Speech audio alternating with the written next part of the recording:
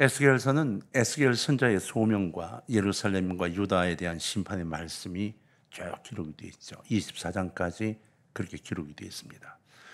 그리고 25장에 32장까지 이방 민족에 대한 하나님의 심판이 적나라하게 표현되어 있죠. 에스겔의 내용이 좀 어렵게 구성이 되어 있지만 실은 진짜 적나라한 표현을 사용합니다. 33장에서 39장에 이르면서 하나님 백성들의 새로운 미래에 대해서 기록을 하고 있고, 이어서 이제 40에서 48장까지 에스겔은 성전에 대한 환상의 기록을 쭉 해놓았어요.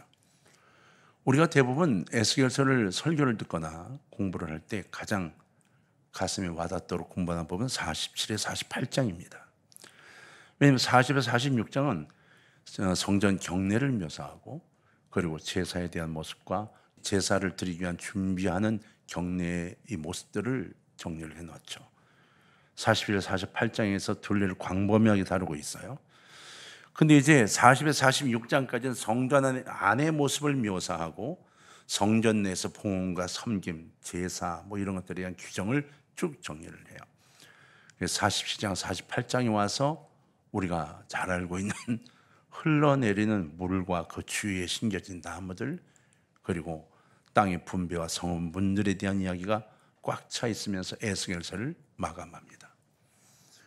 이게 무슨 뜻인지, 이 환상이 대체 뭔지를 한동안 이해를 못했죠.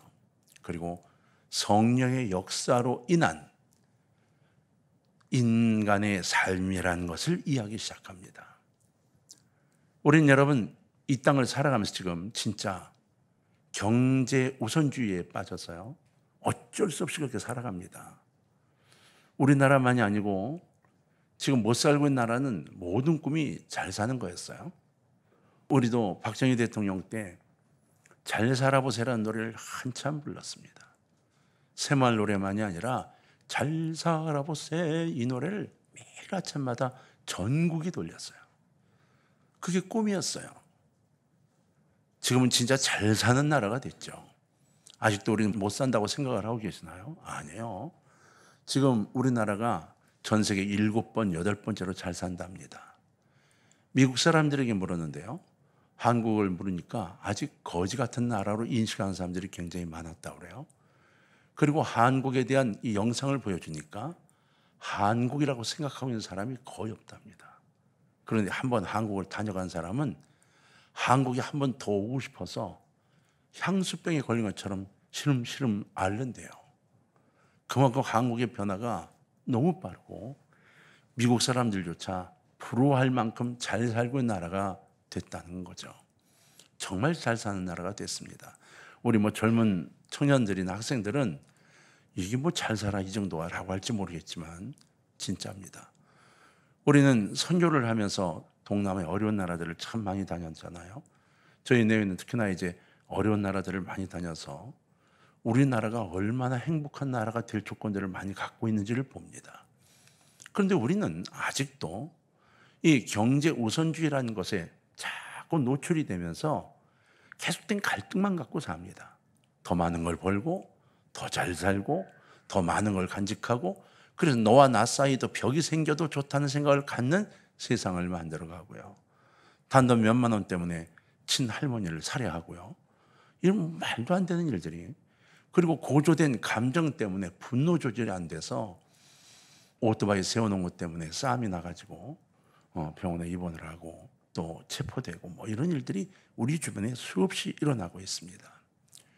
근데 성경은 이미 구약부터 그걸로 사는 게 아니라고, 바로 성전에서 쏟아져 내려오는 이 성령의 역사로 사는 거라고 강조하고 있다는 거죠.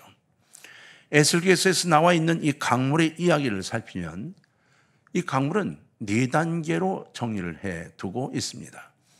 이미 이 내용들을 잘 알고 계시겠지만 천사가 에스겔에게 보여준 성전의 환상이 이제 4단계로 진전되는 모습을 보여줘요. 첫 번째, 성전 문지방 밑에서 물이 흘러나왔어요. 그리고 동으로 흘러내려갑니다. 둘째, 그 물의 양을 측정하기 위해서 1,000척씩 4번 물을 측량했다고 기록을 했어요. 그리고 측량할 때마다 달라지는 것을 쭉 설명을 해줍니다. 처음 1,000척을 측량했을 때에는 이제 운지방 밑에서 물이 흘러내려와 1,000척을 가서 측량했을 때는 물이 발목까지 잠겼어요. 그 다음 1,000척을 더 측량을 했을 때는 무릎이 잠겼어요. 그리고 세 번째 1,000척을 측량했더니 허리에 물이 닿아서 허리까지 잠겼어요. 마지막으로 1,000척을 측량했더니 사람이 건너가지 못할 만큼 강같이 되었다. 이렇게 이야기를 했습니다. 처음 측량할 때는 작은 물질을 이루었던 것이 시내를 이루게 되고 그 다음 강이 되고 급속히 수량이 늘어나면서 이제 대략 이 2km 사이를 두고 발목 밖에 찾아냈던 물이 이제 건너가지 못할 거대한 강으로 변했다는 거죠. 여기에 이제 지략적이고 지질학적인 의견을 내는 사람이 있어요. 문지방에서 나온 물이 그렇게 늘어날 수가 없다 주장할지 모르지만 이건 환상이에요. 하나님이 실제 물이 아니라 성령의 역사가 우리의 삶을 어떻게 바꿔가는가를 설명하고 있는 거예요. 세 번째 6절 이후에는 물이 흐르는 주변의 광경이 어떻게 변하는지를 아주 자세히 설명해 주고 있습니다. 강가로 돌아가 보니까 강의 저편에 나무가 많이 우거져 있었다고 했어요. 이건 여러분 이스라엘에서는 상상할 수 없는 일이에요.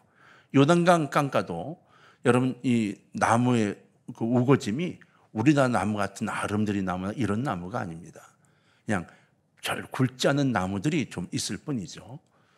그리고 폭포가 있는 곳쯤에 가야나 굵은 나무들을 볼 수 있어요. 그러니까 이 강가로 돌아가 보니까 나무가 많이 우거져 있었다. 이게 설명하는 것은 풍성한 나무에 대한 환상을 보여주는 것을 이야기해요. 근데 그 물이 흘러서 아라바로 내려갔어요. 지금으로 따지면 사해 근처를 이야기합니다. 그래서 소금기 많은 사해로 흘러가게 되고 이로 인해서 바닷물이 소성함을 입게 되고 점점 바다로 물이 흘러내려감을 설명해 줘요. 이 짠물이 단물로 바뀐대요. 모두가 다 고기가 살아있는 물로 바뀌는 것을 보게 되는 거죠. 그 속에는 생물들이 논일고 물고기들은 그 종류와 수량이 큰 바다 지중해만큼이나 많아지고 넓어진다. 이렇게 설명하고 있어요. 네 번째로 12절에서 강가 나무들의 독특한 특성을 잘 설명하고 있습니다. 나무들은 이 죽지 않고 왕성한 생명력과 생성력을 갖고 있어서 그냥 자라나고 늘어나고 커가고 잎사귀들이 아주 힘있어 보이는 거예요. 시들지 않고 달마다 새 열매를 맺는데요. 야, 이게 얼마나 축복이겠어요. 이스라엘은 이게 꿈입니다. 꿈. 우린 뭐 나무에 열매 맺는 게 당연한 나라인 것 같지만 이스라엘은 대추야자를 빼고는 그렇게 열매를 쉽게 맺게 할 수가 없어요. 요단강부터 헬몬산 사이에 사과 과수원들이 좀 있는데 그 사과도 비싸요. 근데 사과를 한쪽 맛을 봤는데 다시는 먹고 싶지 않아요. 얼마나 사과가 맛이 없는지 몰라요. 맛없는 사과를 먹어봐서인지 모르지만 우리나라 사과같이 뭐 이 맛, 저 맛, 다양한 맛을 갖고 있는 사과가 아니에요. 근데 그들은 그 사과도 막 굉장한 열매로 생각을 해요. 근데 그러한 조건 속에서 이 환상을 봤다는 것은 어마어마한 거예요. 이건 꿈이 될 수 있는 거예요. 소망이 되는 거죠. 이 새 열매를 계속 맺는 이 나무들, 이 설명을 천사가 쭉 해주고 있는 거예요. 그리고 보여주고 있는 거죠. 이 나무들의 잎은 질병을 몰아내요. 그리고 축복을 받은 땅에서 행복하게 살아가는 주민들을 보여주고 그들이 질병에서 그 질병의 고통에서 벗어나게 해줄 것이라고 설명해 주고 있어요. 이것은 신유의 역사를 함께 이야기하고 있는 거죠. 이건 얼마나 행복한 삶이겠어요. 지금은 차가 있어야 되고 집이 있어야 될지 모르겠지만 이 당시 이스라엘 사람들은 이보다 행복한 삶이 없는 거예요. 가장 행복한 삶인 거죠. 우리도 마찬가지예요. 우리는 이 땅을 살아가면서 말해요. 재산이 있든 없든 간에 건강을 잃으면 아무것도 아니라는 사실을 말은 하지만 느끼잖아요. 설마 나한테 그런 일이? 아니에요. 여러분 진짜예요. 재산이요. 이건 순식간입니다. 아무리 모아도 순식간에 정리돼요. 여러분 회사나 큰 사업을 하던 분들도 재산이 있는 분들도 거기까지 올라올 때는 오랜 기간이 걸려요. 모으고 부정부패를 해도 그 모으는 시간이 꽤 오래 걸려요. 그런데 그만 떨어질 때는 단 며칠밖에 걸리지 않더라고요. 아무것도 남지 않고 완전히 인생을 망치게 되는데 며칠이 걸리지 않아요. 근데 우리는 거기에 인생을 걸어놓고 살아요. 거기에 목표를 놓고 살아요. 이 땅은요, 진짜 우리가 상상할 수 없는 수많은 일들을 누리며 살아가고 겪으며 살아가요. 근데 진짜 중요한 것은 오늘 에스겔서에서 우리가 얘기하고 있는 것처럼 그 모든 것들이 아니라 가장 원초적인 것, 이 철철 흘러넘치는 성령의 이 안에 담겨져 살아야 될 이 문제에 대해서는 관심들을 별로 갖고 있지 않다는 겁니다. 여러분 제발 오늘 이 에스겔서를 통해서 주님이 큰 일을 원하신 이 복음의 소리에 귀 기울이시고 여러분들 성령 충만에 퐁당 담그시기를 주의 이름으로 부탁을 드립니다. 그러면 모든 염려가 다 사라집니다. 에스겔에 보여준 성전에서 흘러나오는 강물의 환상, 하나님 나라가 어떻게 회복될 것에 대한 분명한 깨달음을 우리에게 주고 있어요. 여기에 묘사되어 있는 성전에서 흘러나오는 강물의 환상은 한편으로는 창세기 2장의 에덴 동산의 모습과 또 다른 한편으로는 요한계시록 21장에 묘사되어 있는 새 예루살렘의 모습과 관련이 되어 있습니다.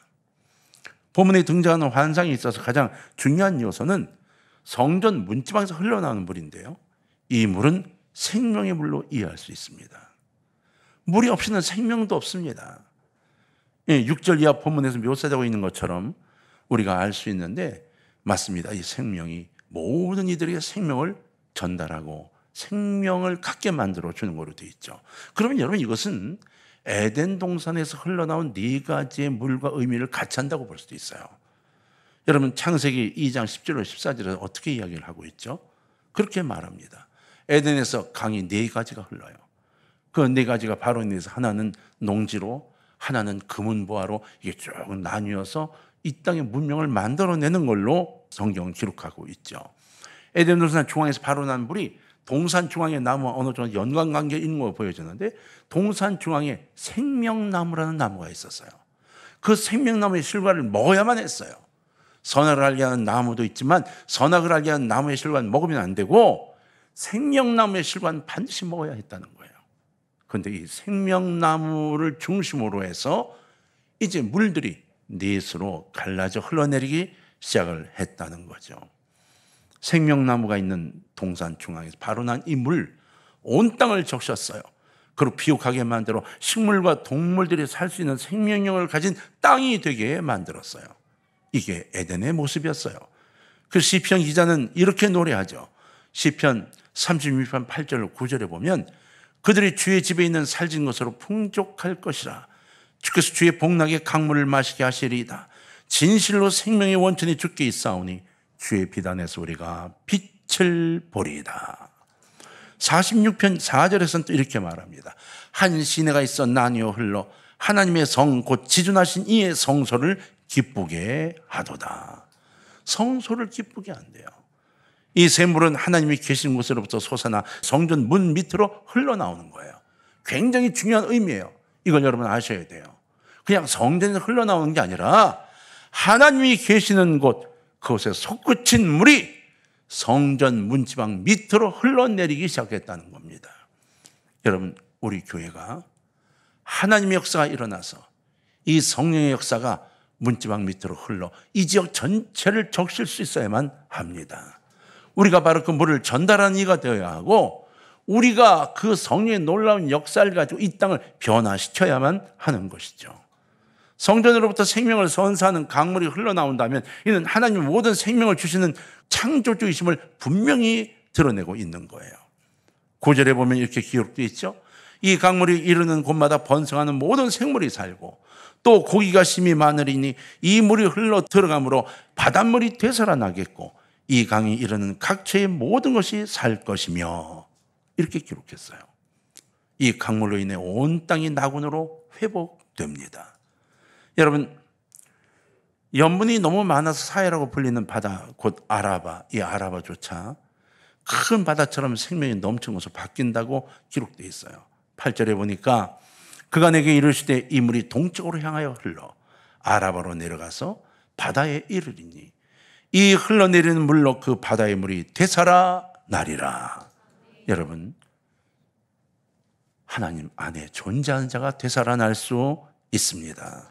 이와 같은 기대는 다른 예언자들에게서 찾아볼 수 있습니다. 요한계시록에까지 그것이 계속되고 있는데요. 요한계시록 22장 1절로 5절에 보면 이렇게 되어 있습니다. 2절까지만 볼까요? 교독을 한번 할까요? 또 그가 수정같이 맑은 생명수의 강을 내게 보이니 하나님과 및 어린 양의 보좌로부터 나와서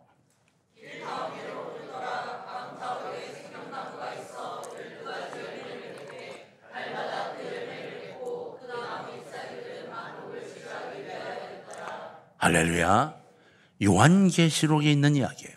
22장 맨 마지막에 이렇게 기록하고 있는 거예요. 길 가운데로 그 물이 흐르는 거예요.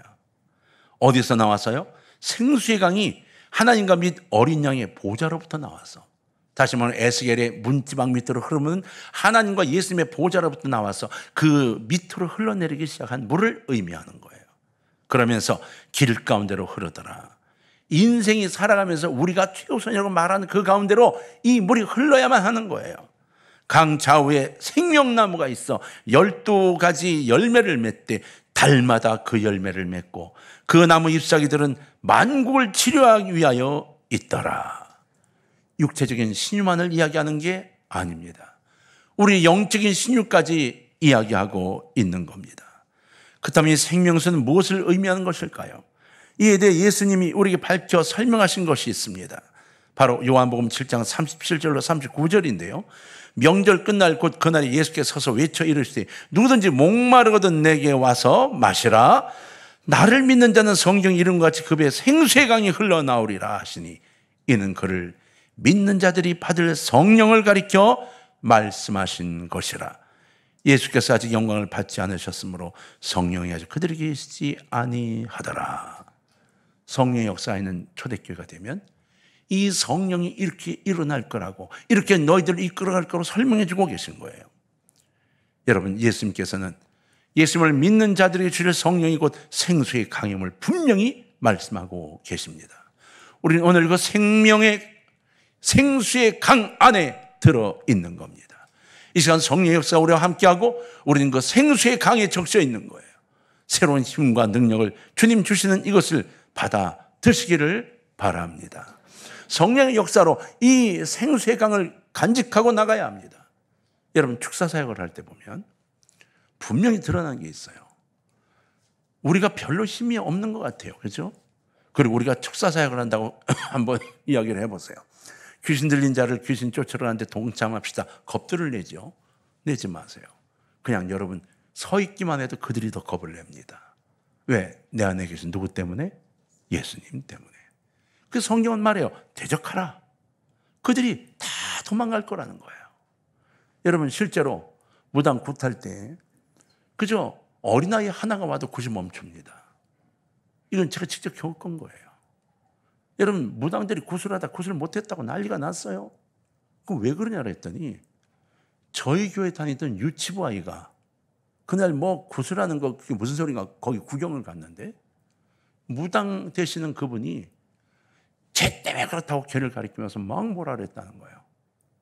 십자가가 있다고, 빨간 십자가가 보인다고, 그래서 오지 못한다고 걔를 보내라고. 그 아이가 유명인사가 됐어요. 그래서 그 아이 때문에 어른들이, 거기 있던 어른들이, 소문 들은 어른들이 그 다음 주에 5명인가 교회를 찾아왔어요. 세상에 유치부 아이가 뭘 한다고? 그 아이는 그저 교회 와서 그냥 유치부 예배 드리고 그냥 교회에서 하는 대로 그거밖에 없는 거예요. 근데도 귀신이 근접하지 못하는 놀라운 역사를 일으키더라고요. 왜요? 그 아이는 마음속에 예수님을 찾고 있는 아이였던 거죠. 여러분, 생수의 강, 그 안에 퐁당 빠져있는 여러분이 되시기를 주의 이름으로 축원합니다. 그러면 우리에게 회복을 시키시고 풍성하게 만들어주신 은혜가 우리에게 넘치도록 성경은 설명해요. 여러분, 에스겔서 47장 1절에 12절은 단순한 회복이 아닙니다. 강물의 생명력과 풍성함이 가득한 회복임을 잘 묘사하고 있죠. 이것은 그 물의 양을 측정하기 위해서 1,000척씩 4번 물을 측량한 데서 살펴볼 수 있어요. 그런데 성전에서 흘러나온 이 물은 그 양에 있어서 옹달샘이나 시냇물 정도가 아닌 사람이 헤엄쳐 건너야 할 만큼 넘쳐 흐르게 됐습니다. 그래서 발목, 무릎, 허리를 적시는 정도로 머무는 게 아니라 온 세상을 덮을 정도로 풍성함을 드러내요. 다니엘이나 여러 군데 성경이 같은 의미의 이야기를 우리에게 전달해주고 있습니다.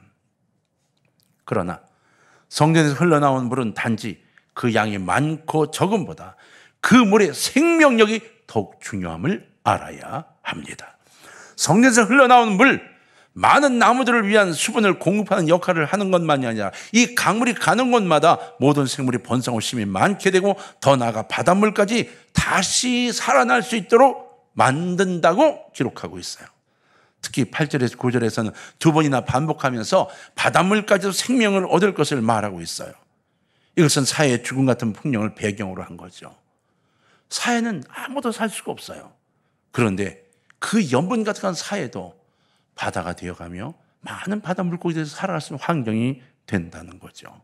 생명력, 이것은 바로 하나님에게서 시작된 창조의 섭리입니다. 여러분 각자가 하나님 안에서 위대한 사람임을 꼭 믿으시기를 주의 이름으로 축원합니다. 한 사람 한 사람이 놀라운 사람입니다. 게을러가지고 꼴 보기 싫더라도 그는 위대한 인물이고요. 공부를 못해서 꼴 보기 싫어도 그 아이는 위대한 아이입니다. 아파서 빌벨거려서 침대에 누워있어도 그 아이는 위대한 아이고 그 사람은 위대한 사람입니다. 왜 아십니까? 하나님의 자녀이기 때문입니다. 하나님 어떻게 들어쓰실지 아무도 모릅니다. 하나님 어떻게 영광을 받으실지 아무도 모릅니다. 성령의 역사가 있는 것은 사람의 능력이나 자연적인 법칙으로 불가능한 일일지라도 온전한 하나님의 능력이 드러나는 곳이 됩니다. 성령의 역사는요, 죽음의 그림자가 들어온 곳에서 생명력을 창조해내는 능력을 갖고 있어요. 사해를 생수의 강으로 만들잖아요. 생명력을 갖게 만들잖아요. 성소에서 흘러넘친 강물은 각종 실과 나무들이 시들지 않게 하고 실과가 끊이지 않게 하고 달마다 새 실과를 맺게 합니다. 그 실과는 먹을만 한 걸로 끝나는 게 아니에요. 그 잎사귀까지도 약 재료가 되고 질병을 치유하는 능력이 있게 됩니다. 이렇듯 하나님의 성령의 역사는 질병과 고통을 벗어나게 할 뿐 아니라 새로운 생명을 부여하여 날마다 하나님을 향해 열매 맺는 삶을 살아갈 수 있게 만들어 줍니다. 강가의 나무들이 번성하여 시들지 않고 실과가 끊이지 않는 것은 그 물이 성소에서 출발했기 때문이에요. 이처럼 우리의 삶에 하나님의 은혜가 풍성할 수 있는 것은 성령께서 하나님이시고 그리스도의 구속사에 우리나라 또 다른 보혜사를 보내주신 바로 그 성령님 보혜사이시기 때문에 그분이 우리에 거하며 우리를 이끌어 가시기 때문인 겁니다. 잊지 맙시다. 우리가 가만히 있더라도 이미 성령님은 우리를 장악하고 계십니다. 그리고 말씀하시기를 내 손을 잡으라고, 내 안에 너를 맡기라고, 네 안에 나를 품으라고, 내가 너와 함께 할 것이라고, 이 세상을 바꿔줄 것이라고, 풍성하게 이 썩어가는 세상을 새롭게 치유할 것이라고 말씀하고 계십니다. 우리는 어느 분이 아프다는 소식만 들으면 전교회가 기도합니다. 왜요? 성령님이 들으심을 믿기 때문입니다. 여러분 모두가 다 마찬가지. 오늘 두 손 모으고 기도할 때 주님 내게 임하여 주옵소서. 이 생수의 강이 흐르게 하옵소서. 그리고 여러분 친지들에게, 가족에게 이 놀라운 역사들을 전달해 주세요. 말씀으로 전달하기 힘들다고요? 그냥 손으로만 만져도 됩니다. 악수만 해도 됩니다. 그냥 가서 한번 안아줘도 됩니다. 이 생수의 강이 흘러넘쳐 저들에게 전달되는 믿음을 갖고 가서 그냥 어깨만 만져도 됩니다. 기적이 나타납니다. 우리가 시작해서 이 대우를 변화시키고 이 한국이 변화되고 세계가 변화될 수 있습니다. 이러한 성령의 임재와 역사하심이 우리 모든 성도님들 통해 온 세계로 번져나가는 기적의 역사가 시작되기를 주의 이름으로 부탁합니다. 2월입니다. 십자가의 군병, 하나님께서 가까이 가는 우리들, 그래서 이 역사를 이룬 중심에 여러분들이 세워져 있기를 주의 이름으로 소원합니다.